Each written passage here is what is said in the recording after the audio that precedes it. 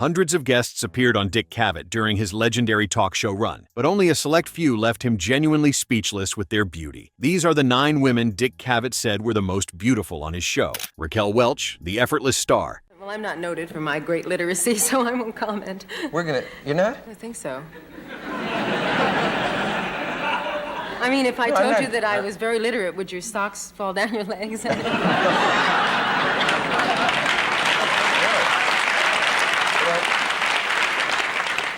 Her appearances play like an event because she's poised, camera-ready, and never rattled by attention. The career pressure and publicity never showed on her face, making stardom look natural. Sophia Loren, the playful goddess. We only have 10 minutes left. You have everything. Oh, really? Well, then what? You have charm, you have elegance, you have grace, you talk beautifully, you have a nice mind, you have a nice brain. You have a nice sense of humor. Is someone getting this down? The appeal is pure screen aura with glamorous, playful energy matching flirtation without losing elegance. Maybe. It's it. Yes. What would you call it in Italian? What? This indefinable... Chemistry?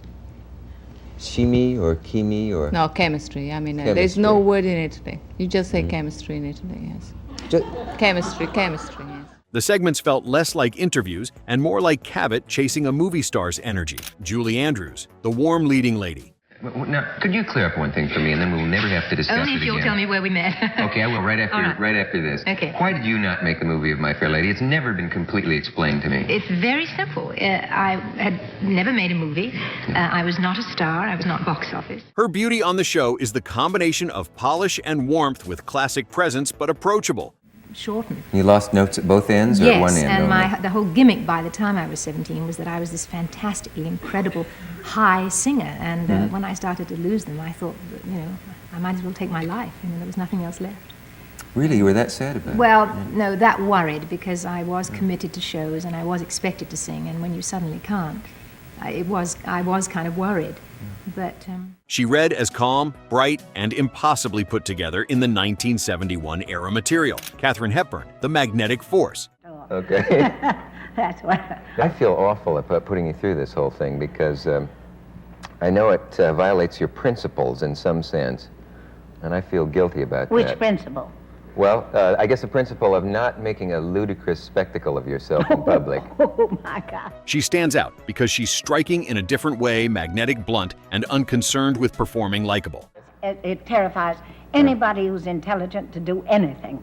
I think I've been absolutely petrified all my life, and as I'm totally one track, I look at the thing and just hope I'm going to drop dead before it happens. How I ever opened in Coco, I don't know. The official interviews emphasized personality and authority over conventional beauty standards. Lucille Ball, the commanding legend. Finally, I got so hungry, I decided to become a model so I could eat, and I became a good model. But models aren't supposed to eat. That's true. Her presence is iconic because she carries herself like a legend who knows exactly what the room is doing. Biggest thrill, I don't know, Carol, if this has happened to you. I think the biggest thrill I ever had was many years ago, and I read in a script, or in a column, I'm not sure which. It said, it was in a script. It said, Lucille Ball type.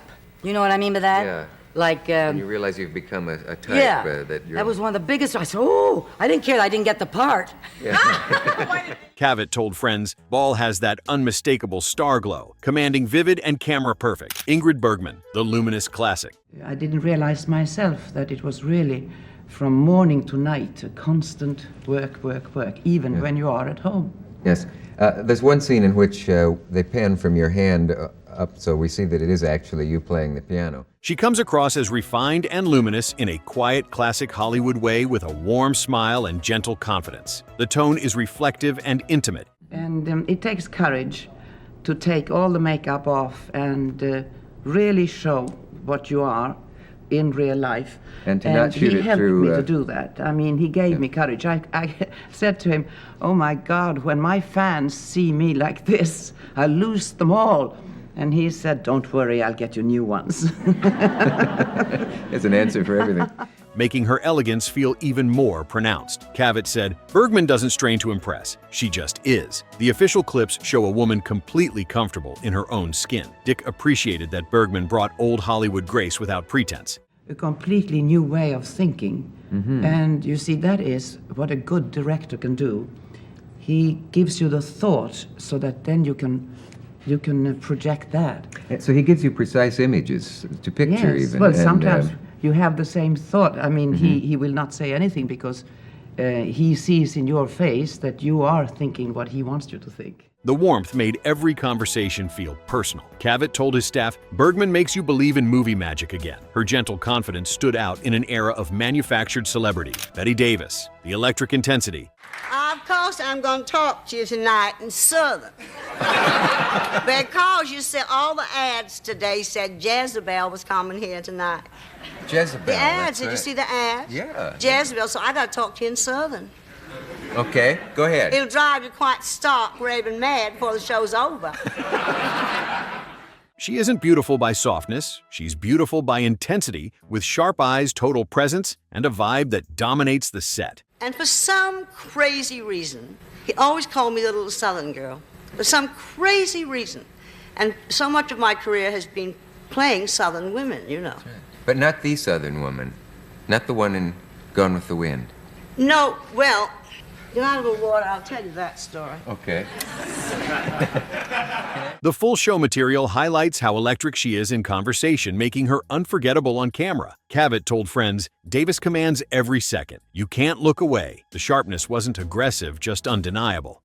Glamorous clothes, you know, I just dressed in an ordinary little Yankee way. And they didn't understand people like that. Was there something wrong with me for having found you beautiful all that time? Well, you weren't born. No, but Dick loved that Davis refused to soften herself for television. The intensity made every answer feel important. Cavett said, "Davis doesn't do small talk. Everything matters." Her eyes alone could carry an entire segment. Dick told his staff, "That's what a real movie star looks like." Jane Fonda, the serious glamour. serious actress now, much more so than even before. I mean, a lot of people said you were greatly talented, not just beautiful. But now, since they shoot horses, don't they? They really are convinced. Do they act different toward you now? Does anyone treat you more seriously? Or you forgot me, right?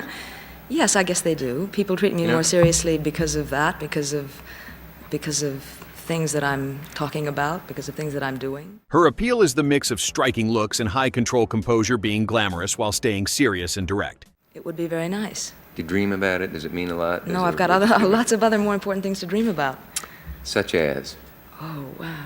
Well, the kind of things that I'm discovering, the kind of things that I've been listening to and hearing, and Can you speak up just a bit for the balcony? Yeah, you can't hear me up there? I've been having lots of dreams about the kind of things that I've been seeing and hearing and finding out about, and some of it's very disturbing, and I guess those are more important things to dream about than Oscars. It would be very nice if I got an Oscar, though. The official clips often revolve around social issues and public controversy, making her steadiness part of what lands as star beauty. Cavett told his staff, Fonda can discuss heavy topics and still look like $1 million. A lot of things. The fact that those of us who do speak up about things we believe in, about the war in Vietnam, about the fact that a lot of people's rights are being taken away from them, that people don't have a way to speak up and defend themselves. The combination fascinated Dick throughout multiple appearances. Fonda never used her looks as a crutch, always leading with substance. Cavett said, Fonda proved beauty and brains aren't opposites.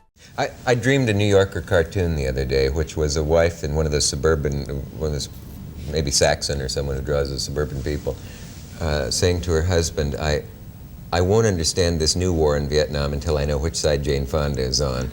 Now that sounds like it could be a New Yorker cartoon. That isn't bad, is it? What? The composure never cracked even during heated debates. Dick appreciated that Fonda took herself seriously. The glamour felt earned, not manufactured. With different colors on the uniforms or something. It's been 4,000 years. For those people who said they're just a pawn in the hands of China, I hope that people will begin to understand that they will fight anyone, including the Soviet Union, communist or capitalist country alike, anyone that tries to take away their independence. Cavett told friends, Fonda makes you listen. That's rare. Her directness made every conversation feel honest. Dick said, "You can't charm your way through Fonda. She demands real talk." Just as we did 200 years ago, we will control our destiny, we will own our own land, we will have our own government, and if it means dying in the process of getting it, we will die. The striking look somehow enhanced rather than distracted from serious content. Cavett told his producers, "Book Fonda again. She's the whole package." The steadiness under pressure showed real character. Dick respected that Fonda never played dumb to seem more likable. The high-control composure came from genuine confidence. Cavett said, "Fonda knows exactly who she is." Her ability to stay glamorous while discussing controversy impressed Dick. The star beauty included intelligence and conviction. Cavett told friends, "Fonda represents a new kind of Hollywood." Dick appreciated that beauty and activism could coexist. The serious approach made her more compelling, not less. Lauren Bacall, the old Hollywood cool. My first guest is currently appearing in the Broadway hit Applause, for which she won the 1970 Tony Award and as Best Musical Actress. And she made cinema history with her line in To Have and Have Not, when she said to Humphrey Bogart, if you want anything, all you have to do is whistle. She got it right, I didn't. We will see if that works. Will you welcome, please, the beautiful Lauren Bacall. Well, why is it that our Congress cannot pass a bill? How many people are going to have to be killed before something is done about it? This is the sadness, because Yes. I think that the individual who wants to... She has that unmistakable classic allure, cool, precise, and confident in a way that doesn't ask for approval. Even in heavier discussion topics, her voice and presence make the segment feel like old Hollywood glamour placed into real conversation. Well, I don't think it's that so much. The discipline is so extraordinary. I mean, the point of being in the theater is that you must not make it seem stale, no matter how many times you do it. Mm-hmm. And clearly that's the point of being in the theater, and that to me is the excitement of it. Cavett told his staff, "Bacall brings real movie star presence. It's like talking to history." The voice alone commanded the entire room. And you make a hit. I think that is the moment when something's apt to be singled out. And also the fact that timing, of course, has a great deal to do with it. Now, it clearly came at a time when somebody needed a line and someone to hook it onto, and they gave it to me. And I'm very happy about it. Of course, I can't go through my life just saying that and nothing else, but No. It's a nice beginning. I thought it would be funny if when you came out to test it by whistling, Can't. but then I forgot what I wanted. So I decided not to do it. Dick said, "Bacall's delivery makes everything sound important. The cool precision never felt cold, just incredibly controlled." Cavett told friends, "Bacall doesn't need anyone's approval. That's the secret." Her confidence came from decades of being a legend. Dick appreciated that Bacall never pandered to the audience. The classic allure transcended any single topic. Cavett said, "Bacall could read the phone book and make it fascinating." The presence felt earned through a lifetime of stardom. Dick told his producers, "That's what separates stars from celebrities." Bacall's refusal to soften made her more compelling. Cavett told friends, "Bacall is the real deal. No fakeness whatsoever." The old Hollywood glamour felt authentic in any conversation. Dick said, "Bacall makes you miss when stars were actually stars." Her voice carried weight that modern celebrities couldn't match. Cavett told his staff, "Book Bacall whenever possible. She elevates the show." The precision in her answers showed real intelligence. Dick appreciated that Bacall took the conversation seriously. The confidence bordered on intimidating but remained magnetic. Cavett said, "Bacall doesn't waste words. Every sentence counts." Her ability to make heavier topics feel glamorous impressed Dick. The classic allure proved timeless beauty existed. Cavett told friends, "Bacall represents everything great about old Hollywood." Dick said, "When Bacall talks, you shut up and listen." These 9 women proved that real beauty goes far beyond physical appearance. It includes presence, intelligence, and the ability to command a room. Dick Cavett interviewed countless beautiful women, but these were the ones who combined looks with substance, creating truly unforgettable television moments. Which woman do you think was the most beautiful, and did we miss anyone who deserves to be on this list? Let us know in the comments, and don't forget to subscribe for more classic talk show history.